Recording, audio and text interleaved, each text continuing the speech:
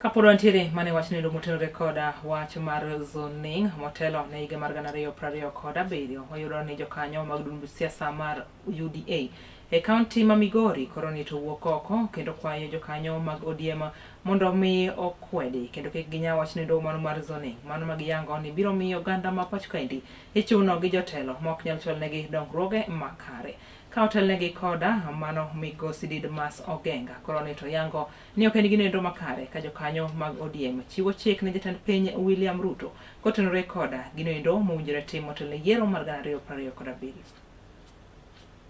Dwaro mar duond bura mar ODM mondo mi otim zoning e pacho kaeki gino mabende koro thotho oganda jo ODM osebedo ka sundo piny owacho ahinya to kotenore koda ka dwaro margi mar donjo e sirikal. Thotho oganda mar duond bura mar UDA koro to kwedo okang' mamalo ka giyango ni mano en achiel kuom yorego mag thiro wechego mag dongruok e pacho kaeki. Kane kiloso koda ka jofwambo ne giyango ni mano achiel kuom chenro mag duoko oganda chien kendo ok en mano mabende koro kelo riwruok e no region of this country should be treated as a close political. No community shall present with predetermined outcomes in place of genuine democratic choice. If any party or candidate enjoys the confidence of it is its lifeblood, must be demonstrated at the ballot, not secured through negotiated exclusion of others. Yes. May reduce elite friction, but its long-term effect is corrosive.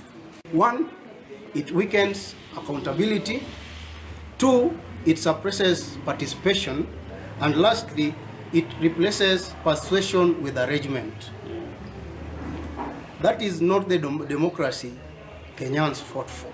Hotel negi kode Didmas oyango ni koro to oganda jo ODM okunjere ochuna ker ma pacho kae moluor William Ruto koda ka wechego mag timo zoning gino mabende biro thiro weche mag dongruok kaachiel kod riwruok. That our team from ODM met and they were trying to look at ways that they can coerce Ruto, President Ruto, to accept their threats, because they are saying in 2022 they had a meeting at Kisumu State Lodge with President Uhuru Kenyatta and PS Kibicho.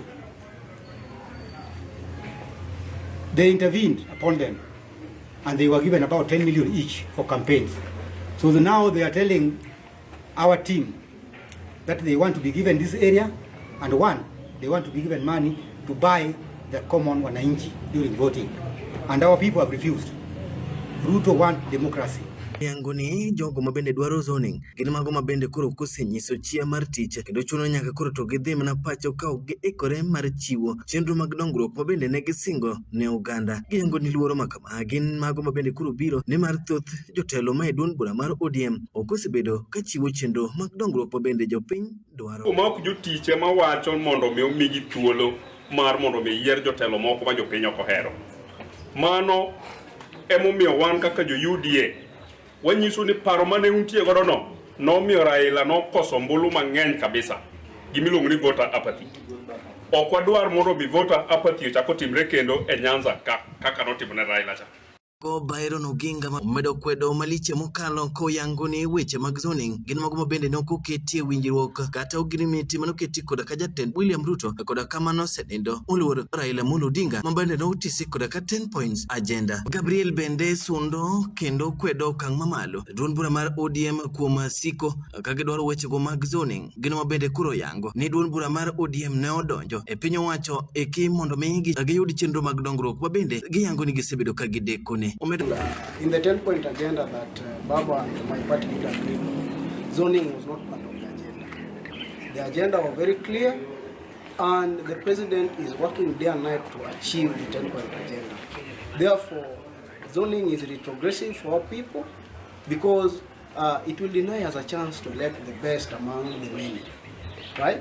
So at this particular time, we as UDA brigades of the president in Migori County, we highly and openly dispute this political animal called zoning. We don't recognize it.